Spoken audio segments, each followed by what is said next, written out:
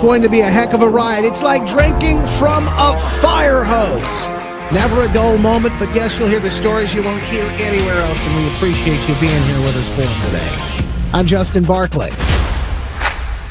Ryan, welcome in. Like I said, this is a story that goes back quite a few years now, and we're going to do our best in a really casual chat here with you, just as a friend, that like really dig in to everything that you've been through, and as much of it as we can in the time that we have. But I know people are going to have questions. We're going to try and ask a few, give folks a chance to ask some as well. But thank you for taking the time to be here with us to do this today.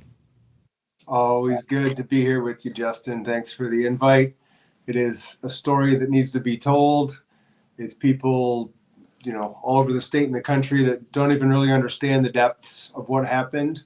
And I'm not alone in this. There's so many other people that have gone through similar struggles, similar persecutions. My story is unique because I was running for public office. I was the leading gubernatorial candidate in the state of Michigan at the time that I was arrested for misdemeanors. And, I've been telling the story all over the state of Michigan, and I'm excited to do it here. Let's dive in. There's the picture. I think this one may have came from NBC, one of the things that probably gives folks the best sort of description about what happened. But as I mentioned, the political persecution, right, and the prosecution, but really the persecution of all of this. I mean, it started even before President Trump's, really started feeling it. They raided Mar-a-Lago and all that. They came to your house as well. And I want to take folks back to this time. We're going to talk about January 6th and what happened on that day and kind of get into all of that at some point. But first, let's start with this, because this happened at a time when you were doing pretty well in the polls, weren't you? I mean, walk us through where we were during the election for governor here in Michigan, and particularly, I guess, this was primary, right? Before the primary.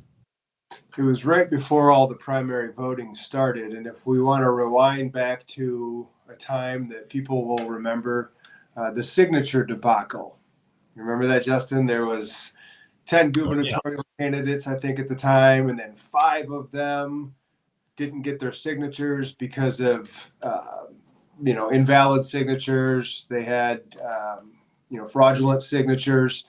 And there was 5 that didn't make the ballot. So that whole time period following that was the end of May of 2022. You started to see articles and polls pop up all over the state that Ryan Kelley is the favored candidate, is the leading gubernatorial candidate.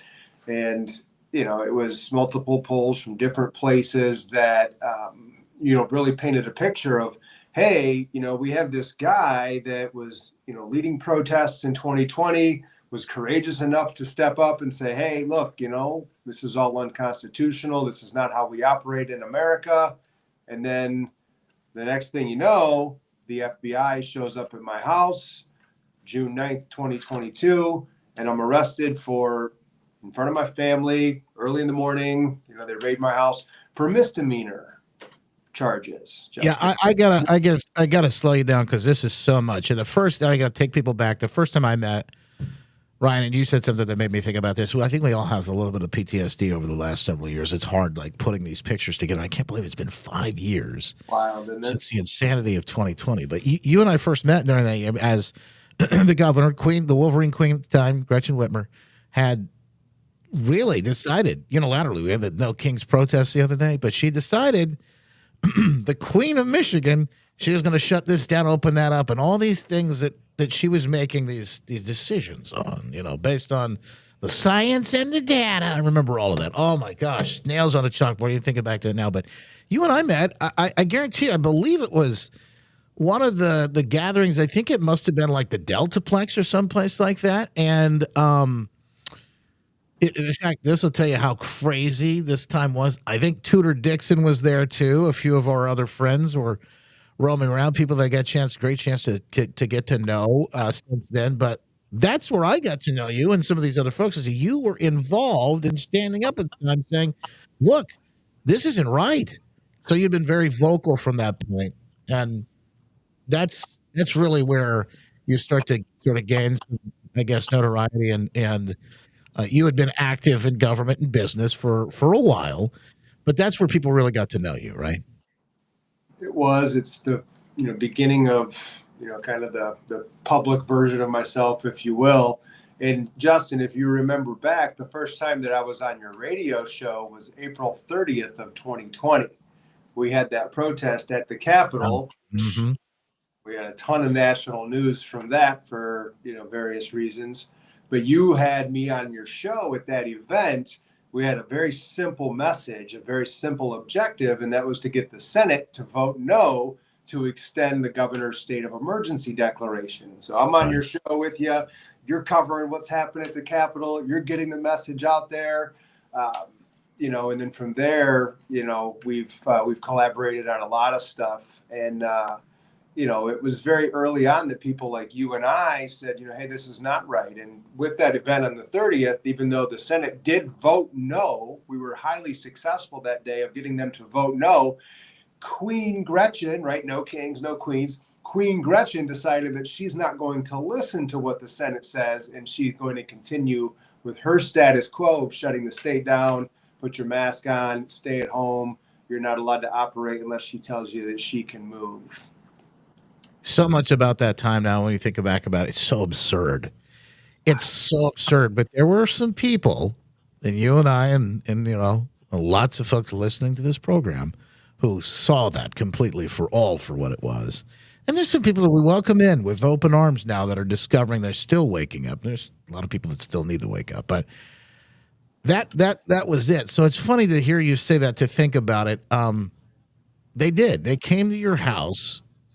And we'll get to January 6th and why you were there and what you were doing and whatnot. But it's important to note this as a legal issue, because I remember coming to the courthouse that day and hearing that you had the FBI had come to your home and they'd raided your home, and for a misdemeanor, which is so wild now to hear and to think about and to talk about. At this time, there were questions about what they were going to do and what you were essentially where you weren't supposed to be, according to them. Now, I don't really personally see anything wrong, but maybe you can give me sort of the background of what they charged you with, what they said, what was going on in the background there. But like, you were on the property there at the house when you shouldn't have been.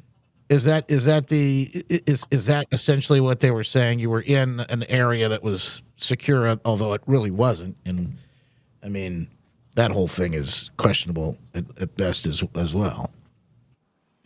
Questionable at best, for sure, Justin. And yeah, it was a restricted area they had deemed around the Capitol building. And oddly enough, they had approved multiple protests. So there was different permits that were given all around the Capitol building to different groups of people to have protests there. And they had deemed certain areas restricted, but the issue was they didn't tell anybody that it was restricted until after the events of January 6th. So it was like retroactive, no trespassing area, right? Oh, you couldn't have been there back then. Well, that would have been great information to know. Well, not only were they overwhelmed, right, because the crowds that were there, and as you mentioned, there were planned events there. That we know that for a fact. They had permits pulled and all kinds of things, so they were planning on this to happen. So people showing up there, that's not out of the ordinary. You would think, okay, that's going to happen. People there in the crowds, how would they know that they weren't supposed to be there at any point? And I don't want to really.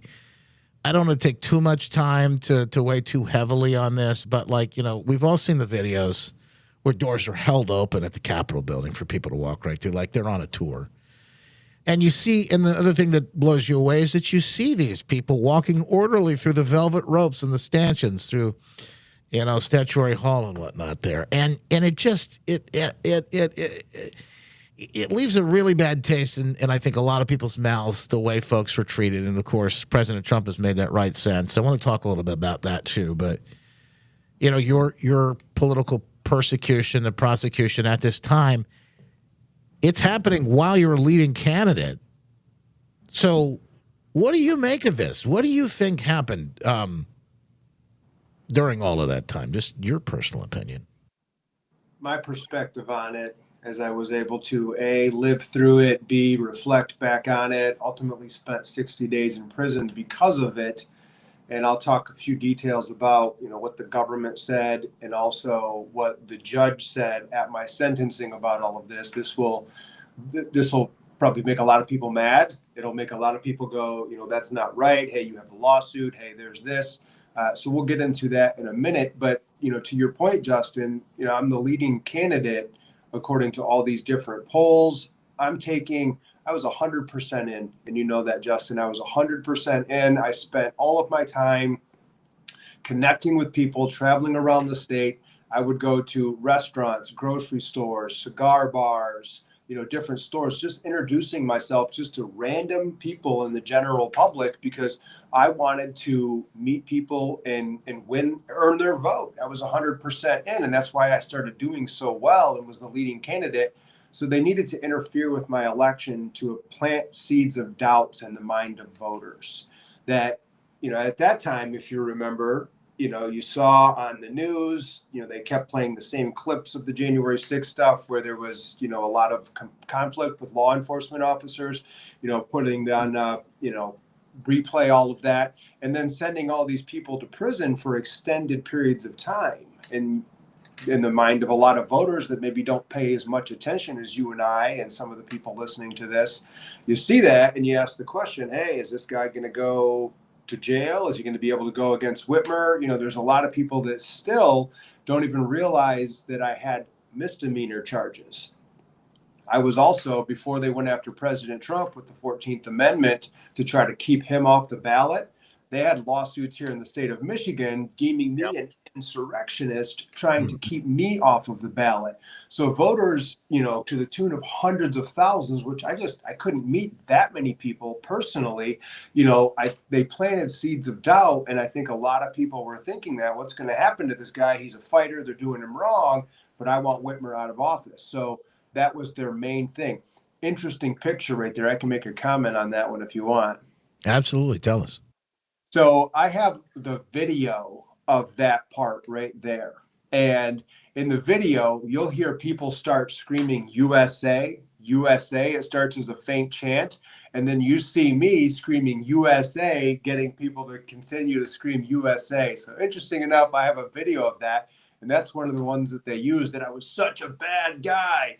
Oh no, he's screaming USA. We can't have that in America now, can we, Justin?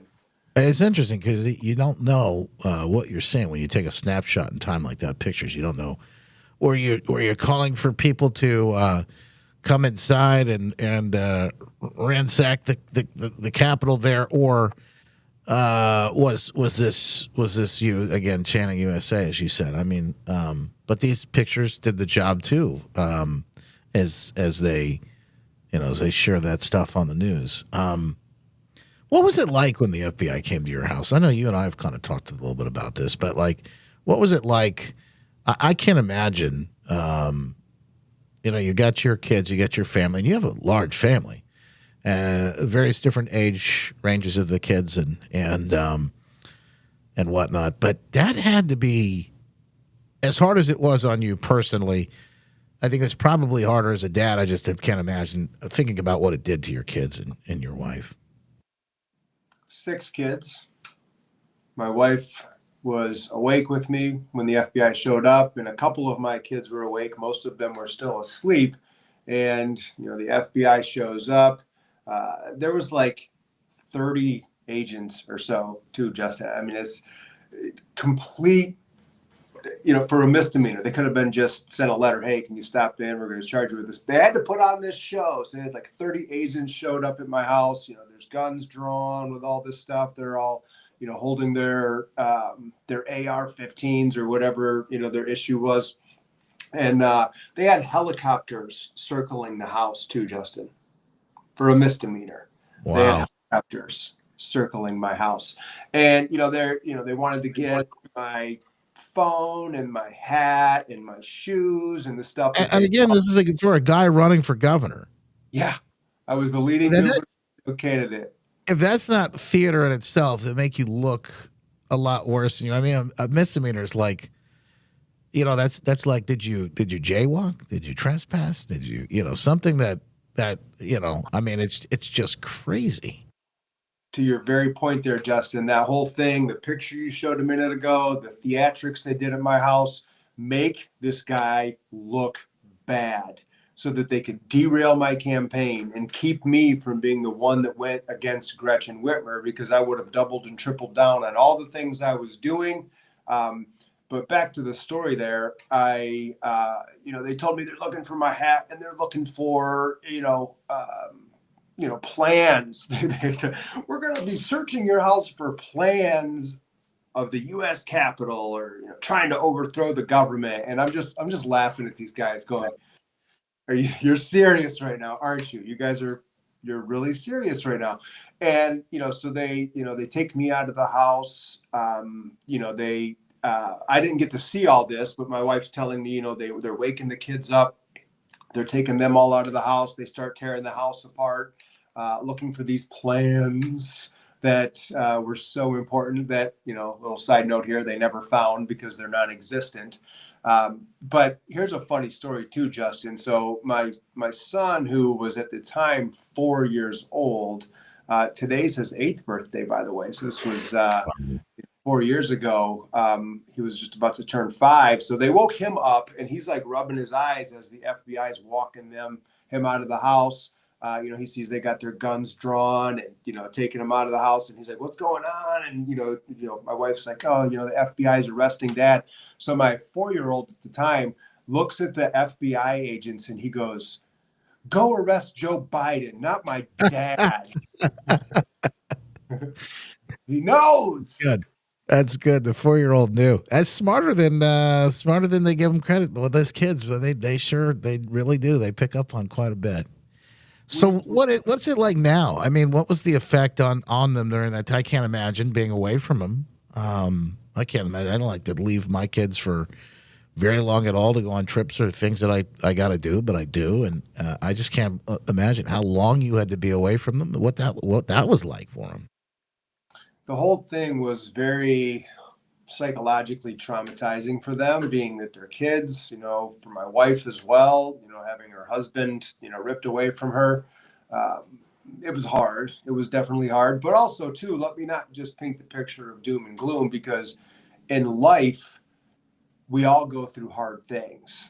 Whoever's watching this right now, you can think of some things in your life that are challenging that you had to go through. You thought, "Why me?" Whatever it is. But those build fortitude in us as well. So as the father of my children, as the husband of my wife, it's my job to lead the family, especially through hard times. And so while we were going through all of this, yes, it was hard. Yes, it was difficult. But we talked about the things where this can make us stronger. This gave us opportunities to discuss what weaponization of government looks like, what the Constitution is supposed to protect the people if you have a government that's not just going to overreach its authority. So there was good things that came from it as well, for us to, have a better understanding of life and ultimately make us stronger people.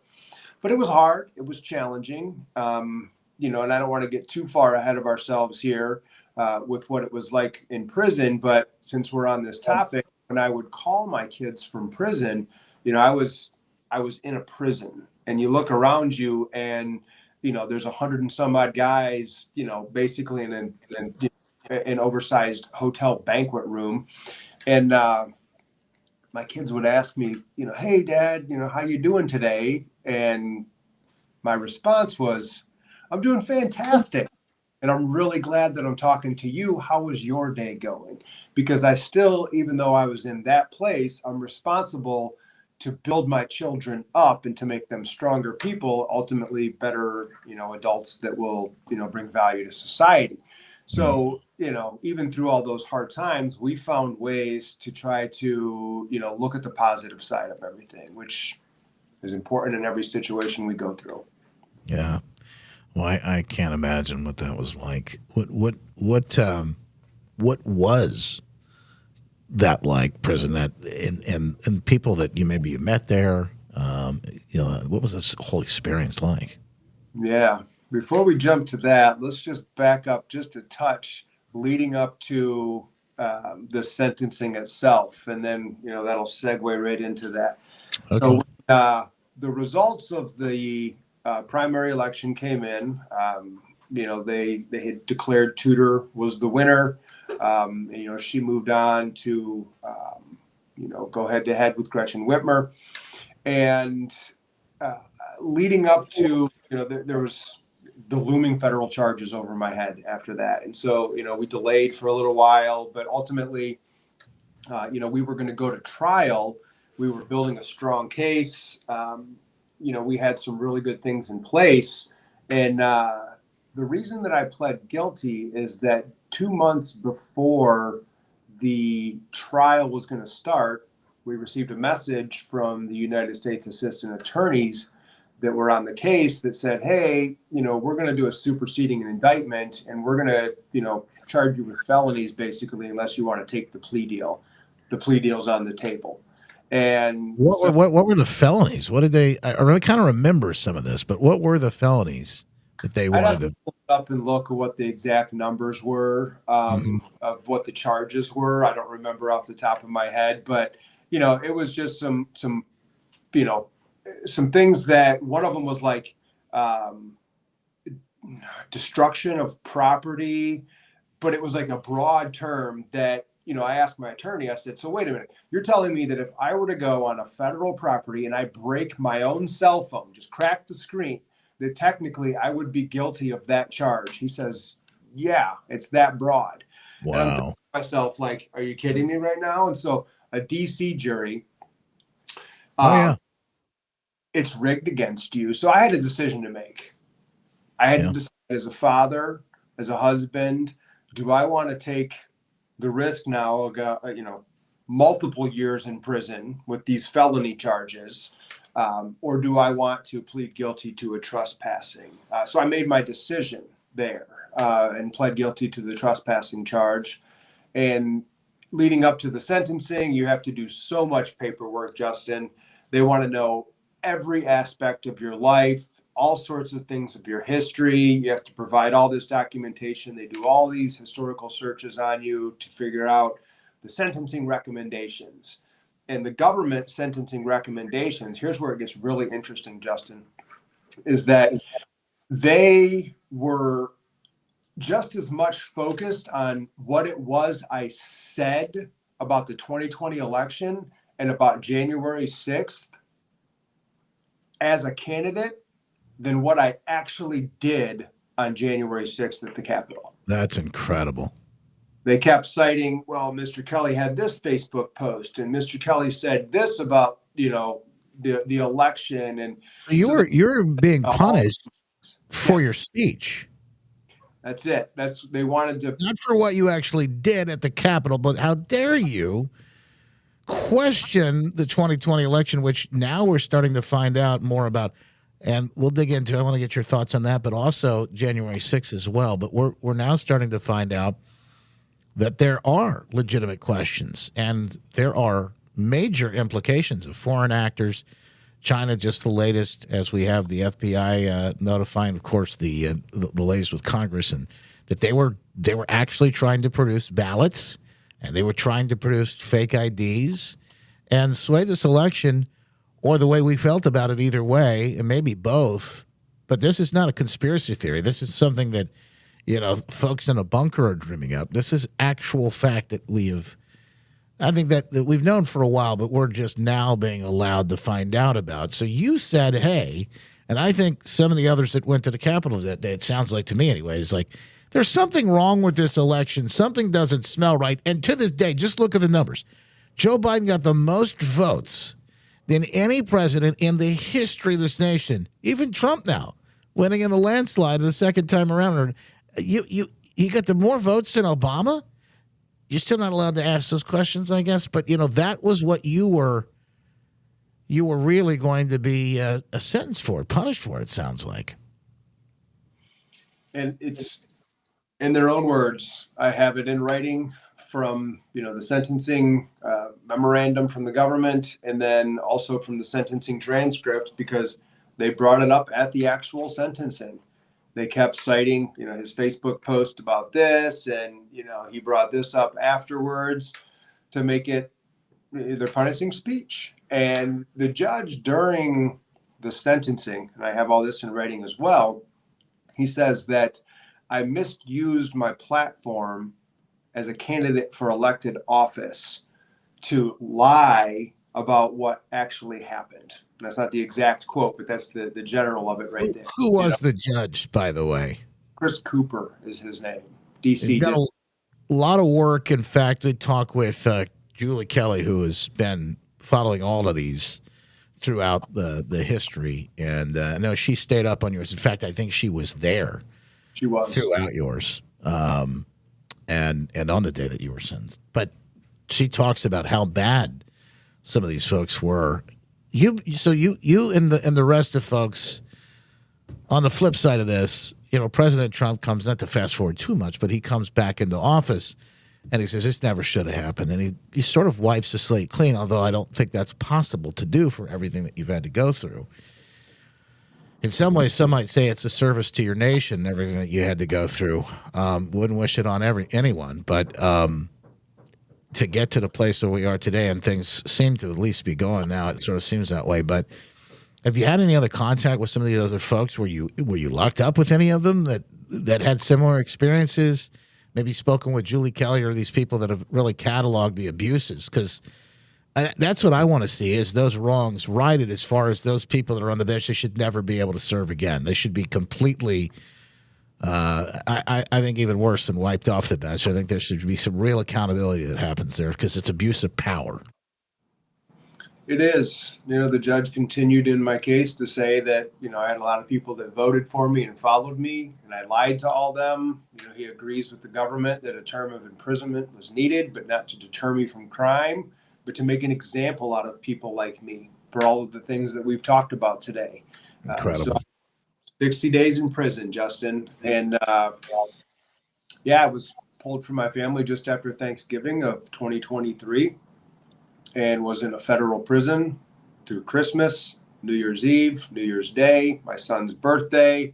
I missed a lot of time with my family for ultimately the things that I said, not the things that I did. But you're right. Let's make this point too, because you took the plea deal because they said they wanted to charge you with a felony, which meant you would have done much more time. How much time were you looking at? Probably 5 years. Wow. For what you essentially, we now know for what you said online, for how your speech. It's, again, in America, we're supposed to believe that we have freedom of speech here. This judge wanted to hold you accountable for. In his own words, we need to make an example out of people like you for all the things that we've talked about today. Wow. So let's get into that. Did you meet people that went through the same thing?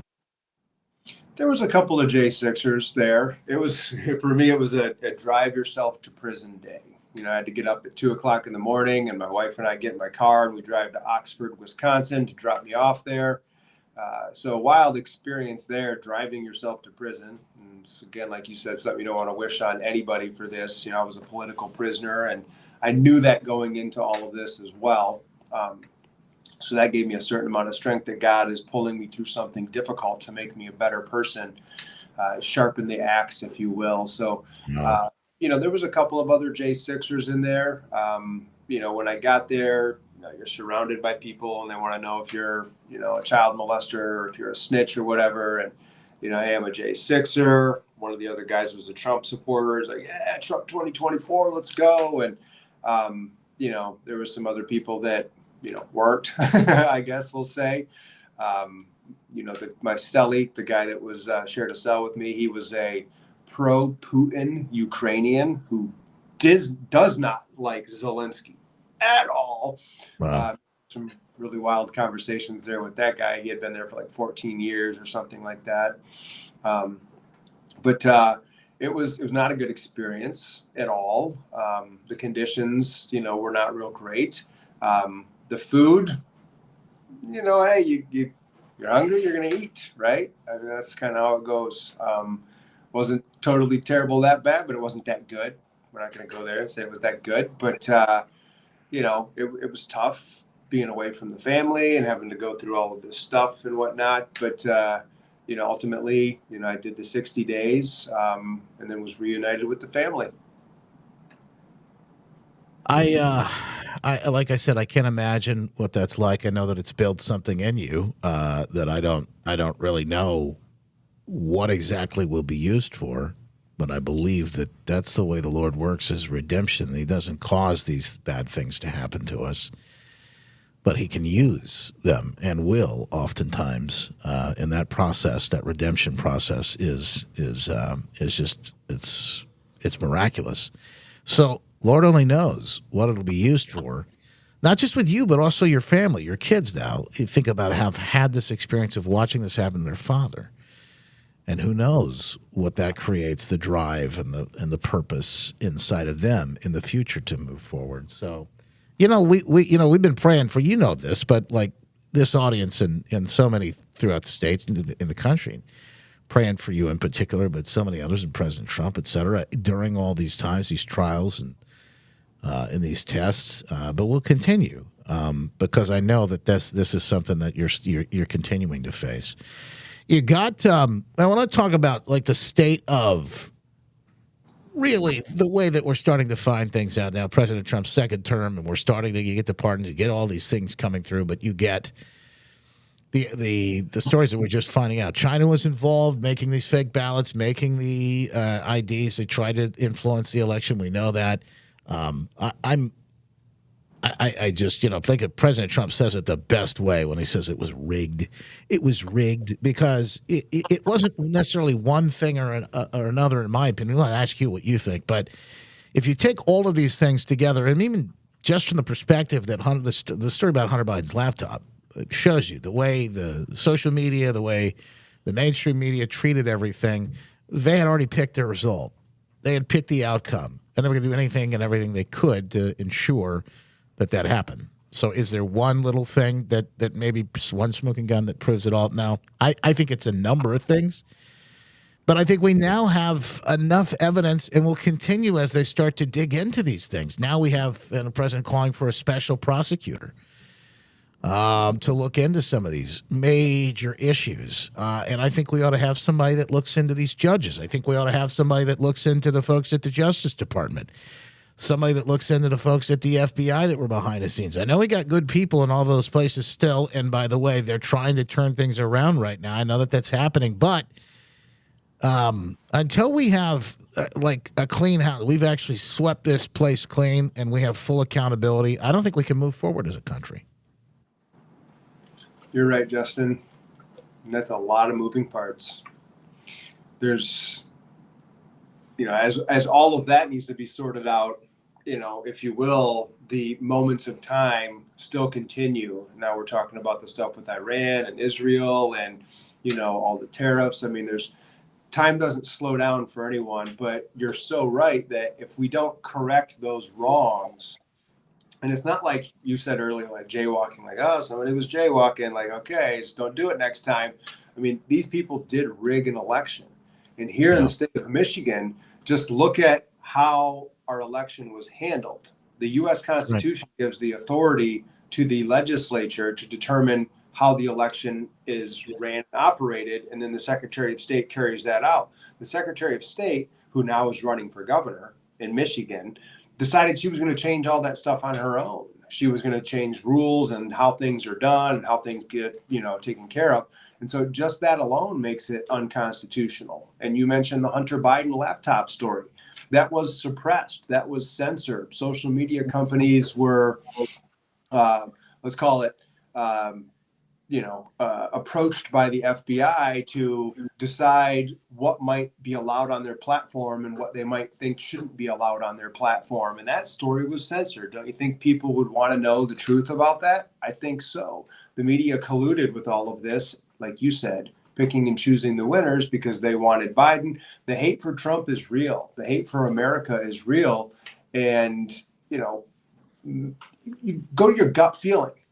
If you just look at everything that happened around the 2020 election, ballots showing up at 3 a.m, all these different pipes bursting at the same time, all across the country at these different locations.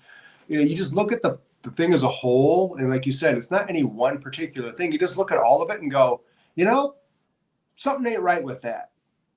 That's a little off. Maybe we should take a closer look at this. And really, that's what January 6th was all about, is, all of those different things, and people going, you know what, this is not a good thing for our country to have all this just shoved down our throats. No, Biden's the winner. He's the guy. Forget about this. Don't look over here. Don't look behind the curtain.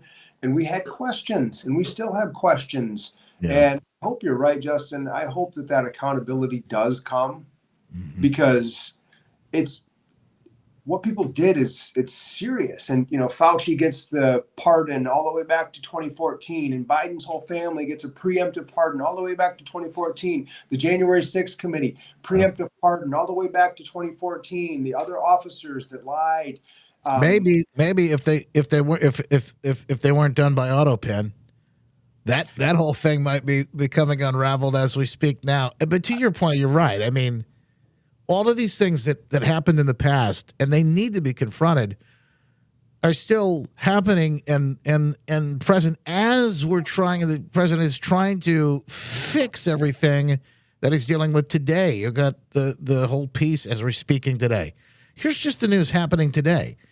There's a ceasefire. Who knows how long it lasts? We pray for peace with the folks in the Middle East, Israel and Iran. Did a little bit of a back and forth on that last night. It looks like it's back on track. That's of this hour as we're recording that this hour. Jocelyn Benson, the Secretary of State, has been hauled in front of the Michigan House now, Republican-controlled House, to answer questions about a number of issues. As you mentioned, the most lawless Secretary of State. She wants to run for governor and oversee her own election, just like Katie Hobbs down in Arizona. I'm sure it'll go fine. I'm sure she'll be great. But these are all issues that are happening now, and he's trying to get the country back on track as far as trade, the economy, and make America great again. These are all things that have to take place. Now, I'm not suggesting that he can't, but there's quite a bit that goes into it, and this is somebody who can chew gum and walk at the same time. So it's not something that I think is going to have an issue with, but we do have to be patient. I think, at least that's my take on it. It sounds like that's what you were saying. A lot of moving parts, and you can't get the result on day one for something this big with this many people that were involved. So yeah, there's an element of patience. There's an element of action as well. And if people don't see any type of action, you start to be discouraged. You start to say, well, is anybody going to do anything about anything? We voted for this, if you will, and you want to see people take action, but it can't happen overnight, and they've done a lot to cover their tracks as well. Look at the January 6th committee, how much information they erased, how much they believed with the Hillary Clinton emails, right? Get rid of all of that information. You can't let them find that. So it's not as simple as people want to make it out to be. And I understand that, but I also side with action of whether it's, an arrest of some of these people. When you talk about the auto pen, if that is shown that, hey, that wasn't a legit pardon that came to these people, when do they have to be held accountable, right? The whole, no one is above the law cheers on when these guys get all these preemptive pardons for anything they might have done, right? But nobody wants to, hold them accountable. And nobody's above the law crowd. They just want to come after Republicans. Things like 2020 happen. All these things we're talking about. You see that same group just want to brush it. Let's just forget about what we did back then. But none of those people wanted to forget about the January 6th insurrection, right? We need to hold all of those people accountable to the fullest. The hypocrisy is on display. It's nice that now on X, free speech can flow because Elon bought it. So I think people have an opportunity now that is not just, this censored version of what the Democrats want of reality, and you can have access to more real-time, real information to be able to discern, which is why Trump won the popular vote in all 7 swing states, because people see. And I hope that trend continues, because Trump can't get all this done in 4 years. This is something that's been ongoing for decades. And it's going to take a while to get it all unraveled. And I really hope that the follow-up to Trump is going to be a strong candidate that can continue with the same enthusiasm for the love of America that we have going on right now. Starting to see we got some good folks in the mix there. That's a good piece of news. Speaking on the next, really that next phase here. We got an election in 2026, and what I believe is that as important as the 2024 election, I said this during the entire thing, as important as it is, and I believe it's the most critical election. And that's quite often thrown around there. Probably too much. This is the most important election of our lifetime. But I really believed it in 2024. I believe we were at a crossroads nationally. I feel the same way about 2026 in Michigan. And the reason is because we've seen what's possible. We've seen that the state can go red. It did for Trump. And I believe that we're at a crossroads as a state right now. You got a President Trump who's out here trying to bring business back, manufacturing back to the country, and he's doing a great job. And we've seen all the investment that's coming in. But I wonder how much of that we're going to miss out on here in Michigan because as a state, we're just not set up because of all the things that Gretchen Whitmer has done. Well, the past almost 8 years now to really cripple business in the state. It's proven by all the manufacturing that is left, the investment that is left, and she's on some trip probably still yet today down in Australia or someplace trying to drum up some sort of crony capitalism. Well, really, if she just got out of the way and let business get back down to it, make it affordable to do that work here, make energy more affordable in the state. I mean, we could easily solve much of those problems. But I guess my point being, long-winded here, but my point being, I think 2026 is just as important for Michigan as 2024 was for the nation. Every election that we have is, really at that time, the most important election, of our lifetimes. And what we see over the last few years can be a replay of what's going to happen in the future if we don't continue with this same momentum that's being built right now under Trump's second term. So yes, the 2026 election is going to be monumentally pivotal for the state of Michigan and really for the nation, because that's going to set up the framework of how the 2028 election looks. We need to make Michigan, Trump did win Michigan by, I think it was 300,000 votes. That's not a little bit, as you know, Justin. That is a very big number. And we can recreate that here again with a strong gubernatorial candidate that can help to pull, the rest of the ticket right along. We need strong AG, Secretary of State. We have that U.S. Senate seat that's open. So I think there's a huge opportunity here for us. Whitmer has done very poorly on creating an environment where businesses want to be attracted to this state. And if you remember, it wasn't too long ago when we talked about fixing the roads, she wanted to increase the corporate income tax in order to pay for the roads.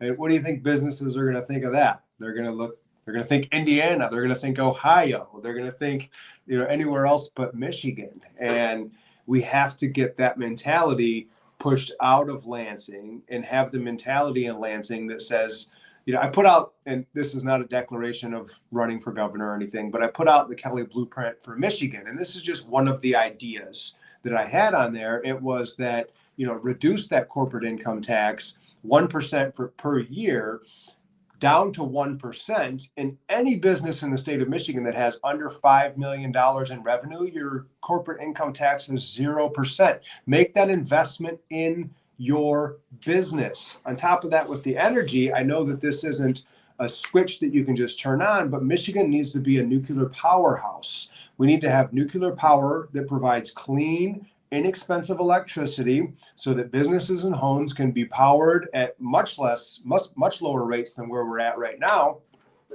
And in the meantime, fire back up the plants that they keep shutting down, and you can have a mix of all of that. Michigan's not good for solar. Wind is, not the long-term solution either. But really, it's simple math, Justin, as get the government out of the way, get regulations out of the way, make it an environment where people are going to want to create jobs, and people will be attracted to the state. It's really simple stuff. That's it right there. Kelley Blueprint for Michigan. So there you have it. And we'll put that up on the show notes. But that's over at X. Ryan D Kelley 1 is the X profile. By the way, I was pulling this up over on Locals. You got people. You'll recognize these people in this photo. By the way, this is turning in signatures. I think this says it's 20,000 signatures. There's Gritter. Grit, who's in the Locals in the Freedom Fam VIP right now, and there you are. That's 20,000. I think is it I don't know the exact number, but Dwayne comment. He knows. Hey Dwayne. Hey Michelle. We had like 22,000, something like that, a little bit over. Wow, incredible. And all right, Dwayne, I'm going to shout out Dwayne and Michelle there. They are so organized. Randy was a rock star too, right? Dwayne and Michelle, they had everything so well organized. What you see there in those boxes, there was duplicate copies. It was all organized well, so that when we dropped them off, like we walked out of there knowing that like there's not a chance in the world that I'm not on the ballot. We even had like a little cover sheet that says that we have multiple copies of all of these. We've gone through all of them. We've gone out the entire thing. Like I walked out of there going, if the Secretary of State says I'm not on the ballot, like this is going to be a heyday of media frenzy fun. So yeah, it was good. They're rock stars, and I appreciate everything that they did. So I got to ask, because we got more. I'm sure they're. These folks and many others would like to see you run again. That's a question that you and I have talked about off the air. I don't know how much you want to talk about it, but I know it's one that you quite often think about. Would you run again? The Kelley Blueprint for Michigan was put out back in January of 2025 because, leading the end of 2024, lots of phone calls, lots of people messaging me, wanting me to run again. And I love America. I love the momentum that we have. And, I was courageous enough, to step up during the 2020 time, ran for governor, was courageous enough for all of that. So, I mean, there's an internal part of me that is drawn to that. And also there's a big part of me that says, hey, my kids are getting bigger. I look at the phone that I got back from the FBI and all the photos I had in there during the campaign and previous to that, the kids were way smaller. They're getting a lot bigger. I love being a husband. I love my wife so much. I love spending time with her and the things we do as a family. I love my kids. I want to be there for them. I love being dad. And I really think hard about, and this too, Justin, this is what a lot of people don't think about when they think about running for office, the mental commitment that goes along with all of this. It's not just you got to show up for some events and got to do some stuff. If you want to be effective and not just, a blow in the wind type of politician, it requires a tremendous amount of mental energy. And I'm being I'm guarding all of that very closely to say, okay, hey, number one, where does God want me? Because that's more important than any of it, right? If he calls you in a direction, you go. And last time I very much felt that, but this time, I don't quite feel that yet. My conviction is not 100% in. And so that's one of the biggest holdups. And, people understand that when I say it that way. My wife is trying to get me to take an active participation in that, we'll say. She kind of goes back and forth, but she thinks about what happened to me on January 6th, what happened during the last election. I've met with a couple of people recently. I won't say some names, but kind of attached to, some people that you would know by name for sure, that says, hey, we need people like you. You should totally run. And it would be, one of the greatest comeback stories, right? I mean, they try to beat me down to nothing. They throw me in prison and I come in and I run again. But look, I'm not trying to do it for glory for myself or glory for some story or whatever it is. Like, I have a great house. I got a great family. I can just live in the woods, and potentially play a role in helping to influence the direction, getting behind good candidates or whatever it is. and bringing value that way, right? But ultimately, if I feel that being a candidate is the best direction for me to go for whatever the reason is, I will 100% commit to doing that, and I'm just not there yet. How do you make a decision like that? I can't imagine. I mean, obviously, you know, your wife is got to be heavily involved in that. You got to pray. I mean, these are just things. I'm not assuming what you would do, but I just these are just things top of my mind one thing that tells me that you're considering it because you're not just flat out right saying no, there's no way. So I know it's weighing heavily on you. How do you make that decision? I asked that to my grandma, who has always been there to help me through a lot of hard things. And she said, her response was, when you feel peace about the decision, that's your answer. And so I feel turmoil. I feel turmoil looking in both directions, honestly, Justin. When I think about like not doing it, I feel turmoil. Like, I should really get back involved. I should really speak. I should communicate the Kelley blueprint for Michigan, turn it into a 100-day plan of effective action steps. I should get out there. I should tell my story about the weaponized government against me, that I went to prison, the speech that they, tagged me for. You said this stuff when he ran for governor, put him in prison. They tried to destroy me. And so I feel turmoil thinking about stepping away from that, because I'm like, I should use that as a springboard to help perpetuate, make America great again, the American freedoms that we have, and to turn our state around, right? Attract business, all that stuff we talked about. But I also feel turmoil in doing that, and thinking about, I should just be husband, I should just be dad, right? And just stay home and do. So I don't feel at peace with either decision right now. And if anybody's watching that would like to help me make that decision, I don't pray that I do or that I don't or whatever it is, just pray that God can bring discernment to me, that peace comes, or whatever the decision is, right? And I'm a little unattached from the outcome and more attached to the obedience to God. And that's what I'm looking for, and I haven't found it. So there you go. That's right. I have a feeling that's the right approach. And I think that you're gonna get that answer, and you'll have peace with it, no matter what it is. So I got you just mentioned there's some other people that maybe you might support another candidate or whatnot. Let me ask you, what does that look like? Who would you support? Who would win Ryan Kelley's seal of approval, and what would go into that decision? First thing that would go into that decision is me making the decision not to run, or not to be part of the process in any capacity as far as being a candidate. So stay tuned on that, right? And I have, as we all do, thoughts on the various candidates.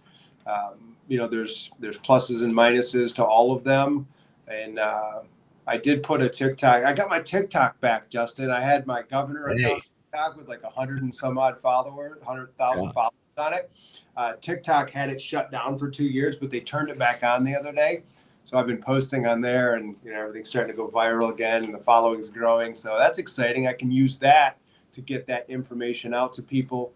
I put a video out the other day talking about the different candidates, and it got tens of thousands of views on it and just hundreds and hundreds of comments, which is great. That's what I wanted to do with the video. I wanted to engage in conversation of where people were at, throw out the good things and the bad things about the candidate. Ultimately, at the end of the day, I think this answer is going to be true, is that any one of the Republican candidates is going to be better than Jocelyn Benson. Yeah, amen. And we have to stay focused on that, I think, first and foremost, because 4 more years of perpetuation of status quo Lansing with Democrats in control, it's going to be trouble. It's going to be a lot of trouble for us. But, also we don't want to have, a status quo Republican that's not really going to bring any changes. And we don't want ones that are looking to just climb up the corporate ladder of the political landscape either. Right? We want someone that's invested in the state of Michigan to do right by the state of Michigan right now. Yeah. It's such an interesting thing because I often think about, okay, who's the perfect person or what does that perfect person look like? Because there's two different sides of this, right? There's running and winning an election. And you've got to have that person that you think, okay, this person can get that job done. But once you win, there's a whole nother, like, the actual job. Even more important thing that unfolds, which is the actual job. And you look at somebody like President Trump. I mean, he has the different hats that he wears, but he clearly maybe the best politician as far as campaign, like in the history of the world. I mean, the guy with what they did at that campaign with the fire truck or the garbage truck and at McDonald's and just all these things that he did. I mean, there is nobody better than President Trump. But then he sort of unravels into you're moving into the actual I've got to govern. And as the president, I've been just I just very pleased with everything that we've seen. And I think I'm just a completely different person. He's grown tremendously, and I think that's the point we're supposed to. And I think you made the point you have too, but that's a whole nother thing. Somebody that's going to get elected, but somebody that can actually do the job when they get in there. And I don't think people realize how tough that is. Spot on.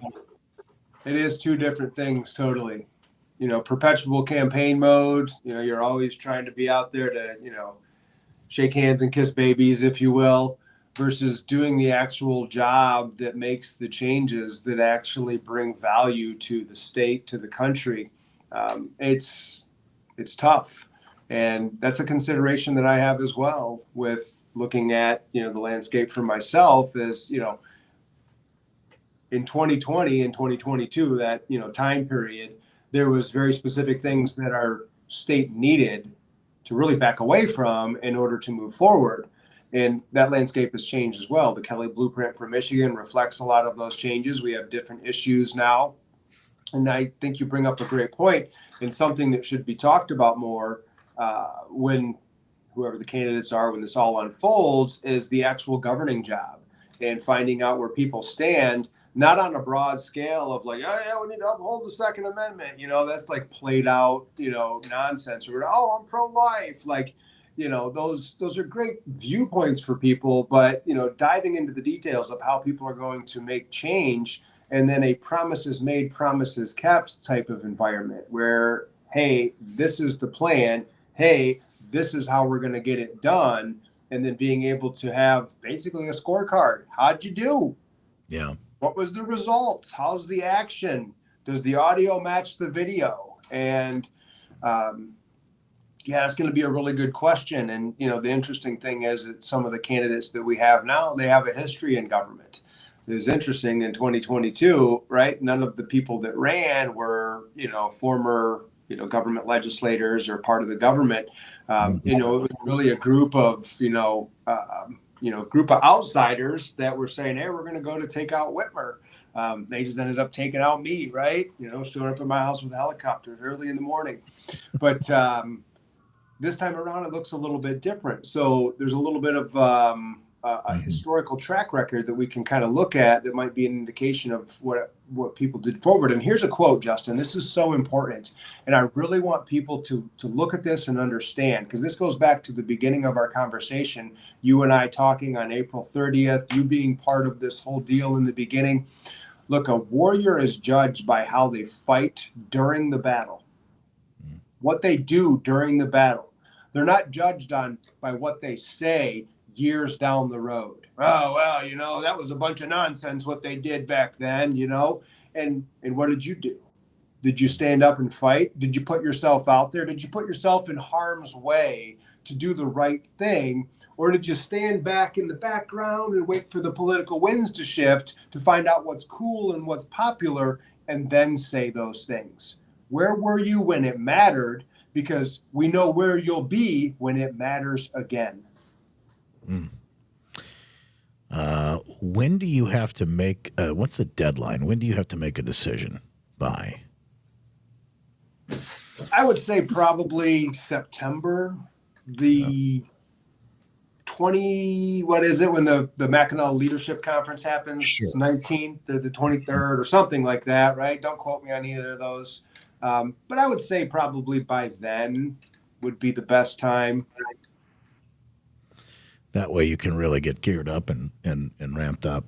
I mean, that's obviously you have to have enough time. You want to time it right so that you're not in too early, but you're in plenty of time to get signatures and to make a splash and all those things. And again, that's that campaign side hat part of it. But if folks want to be on the lookout and be aware, that would be probably the time to expect an answer from you. I mean, you're going to tell us either way. I would suppose, you know.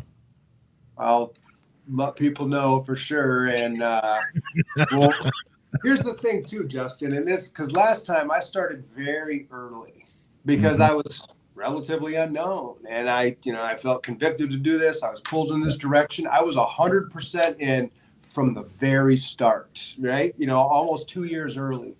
And so I went out there and I built a name, and, the whole thing unfolded the way that it did. And, now not starting from zero, if you will. If I were to make an announcement that I am running for governor, there would be articles all over the place. And then, all the controversy of the J6 stuff, it would boost to the top. I can connect with, so much media, so many outlets. I have large social media presence now, and all of those things combined. And I'm sure there's a lot of people that were on the team before that would want to step up. I've been there and done it.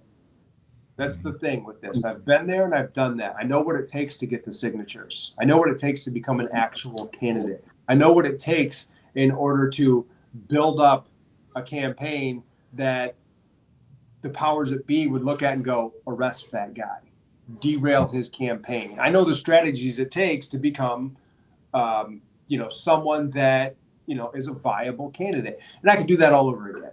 Again, I go back to the turmoil of both directions, both decisions. I do feel like I'm standing at that, Robert Frost poem, the two paths that emerge in the woods, and it's like, which direction do I go? But I've been there and done all of that. So we can put all that back together quickly, have the framework of, a strategy of what gets things done in the state of Michigan in order to drive, A, freedom forward, B, economic powerhouse for our state, and really turn things around. So, in the meantime, I'm going to stay focused on business, do stuff like this with you. We have some events that we're coming up in Macomb County and Dearborn. I've been talking with Saldano and Rinke at a couple of different events. The three of us are probably going to talk it more. Kevin won't run against me. I wouldn't run against Kevin. I'm going to go ahead and say that there. Both of him and I have said that there publicly. And he's struggling with a lot of the same type of things as well. But I don't know what the answer is, and that's okay, because right now we're going to continue to, talk and spread truth, and we'll see where everything leads to.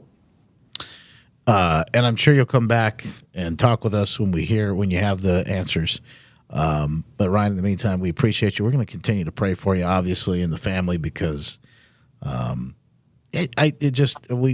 want you to be able to have peace in your decision, but also that everything you've been through, I do feel like, and I don't, I think about the things that some of the founders went through, and look, I do feel like you've gone through it, and almost some of the persecution, the arrows that you've taken, it is almost a service, I believe, to the country in some ways. Just the way that you've handled it, and I believe you've handled it well. So thank you for that. And those events, if people want to make sure that they stay up to date with you, obviously there are many different ways. What's the best way for them to do that? And we'll make sure we include that too here. Probably, I did go and create another Facebook page. Facebook had booted me off. I did go back and create another page. So I'll post it on there if anybody's on Facebook. I'll post it on X, excuse me, on X as well. And I'll put it on my TikTok. I'll let people know on my TikTok as well. TikTok back for 90 days. You're there for at least 90 days on TikTok. Don't know, might pull the plug. Right. It's from China. Working for now, so I'm going to keep going with it. It's building. That's I my know. favorite social. I have a really strange relationship with it with TikTok too. I feel like well, it's just like any other social media. They're all, suspect anyway by the people that own them and what they're doing with them and whatnot. And I feel like they're like tools of the enemy, but we got to use them. I use them against them. That's just that's kind of how I look at it. So I'm there too. But that's great. I think you can reach more people there. Ryan, I just appreciate you sitting down and taking the time to be with us again. We'll continue to pray with you, and the door's open. Come back. Let us know when you've made those decisions. We'll certainly love to hear from you again. Sounds great, Justin. You got it. God bless.